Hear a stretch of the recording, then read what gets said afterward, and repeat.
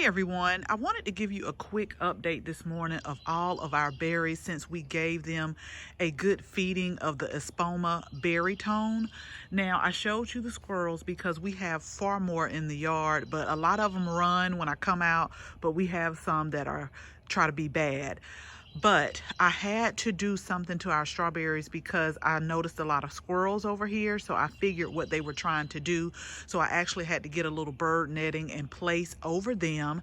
And then we also see lots of birds. Now last year we had a problem with either the birds or the squirrels and the tomatoes. Like basically what they would do is like take a bite out of it and it would drop or just leave it there.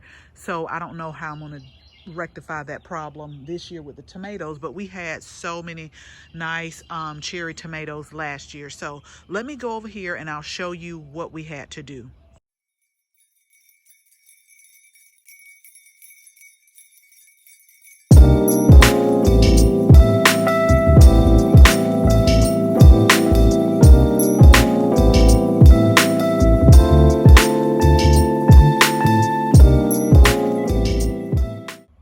So first and foremost, I had to put some bird netting on here because like I said, I see an increased number of squirrels that are over here. So we definitely had to do that. And let me tell y'all, we had a good rain either, I think the day before yesterday, and things are like really starting to come alive. And I'm so thankful for that. I've been letting my daughter eat the strawberries because she does like strawberries. I told y'all I'll put a few in my smoothies, but I'm not like a strawberry lover. So remember, we used berry tone. We went ahead and cleared the straw out and we put just a little bit of compost on the top. And let me tell y'all let me show you what we got here. Like it smells so good over here. So I know why the squirrels and the birds are coming over, because it's just like the smell of freshness. So I'm gonna take the bird cover off because I got my container out here actually to go ahead and cut the strawberries that are ripe. But I mean, just look right here. And they're nice size, not this one, the ones that are red. Very nice size, very nice size.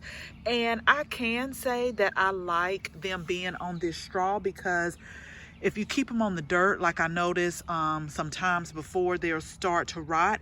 And then just look at all of the more strawberry blooms that we have like coming everywhere. And that was just from that one feeding, some rain, and we really got like an influx of strawberries. And I've been cutting them off as they become ripe. So let me show you the blackberries and the blueberries, but I'm gonna go ahead and cut all the strawberries off and put them in my little bowl right here, and we'll take them inside. Okay, so here are the strawberries that we just harvested, and then I stepped on one and mistakenly cut that one. But these are all ready to go in and be washed off. And like I said, I'll give this to my daughter to eat, but this would be perfect like if you make smoothies, or if you make some oatmeal, you can cut up some fresh strawberries in there. But y'all, I get so excited every time I harvest something because it's something that I've grown.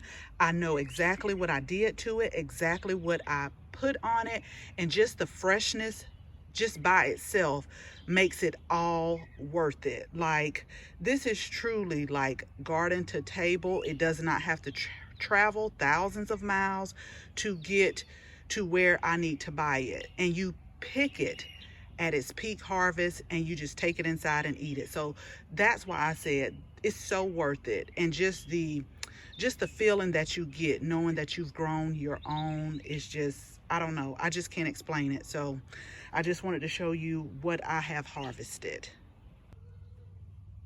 And we still have like a bunch of blooms that are coming on here.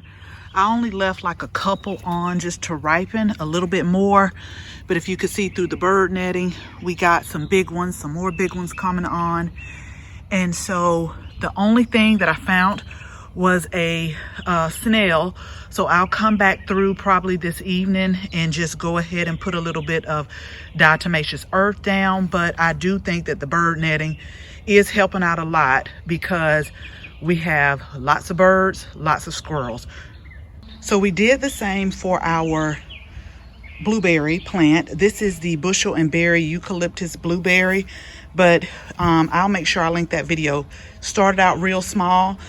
We put some soil acidifier in there, the berry tone, and then I also put some coffee grounds in there because blueberries like acidic soil, and since it's in the pot, but it's putting on some nice new growth. We just planted that this year, and let me show you the blackberries also. So I hope you all can see, this was the bushel and berry blackberries from last year. We got just a few blackberries, not a lot, but I'm gonna get a little bit closer so you all can see all of the blooms that are coming on to this blackberry. And if you look real close, you're getting just a few blackberries coming on, but I'm just so amazed by all of the blooms that I see. So that's definitely a good sign. We got one over on the other side, and these blackberries are good for containers. So this is perfect if you have a small space or a patio. You can definitely grow it on there. Let me show you the other one also, because it's getting good growth as well. Here is the other one on the other side, also starting to form some blackberries as well. But all of the different blooms definitely is a positive indicator that we'll have some blackberries as well. So thank you all so much for watching, and comment below and let me know if you're growing any type of berries. Again, thanks so much for watching, and we hope you share this video with your family and your friends. And if you're not a subscriber, we would absolutely love to have you as a subscriber. So make sure you tap the bell so that you can receive notification each and every time we upload a new video. Again, thank you all so much for watching, and until the next video, bye-bye.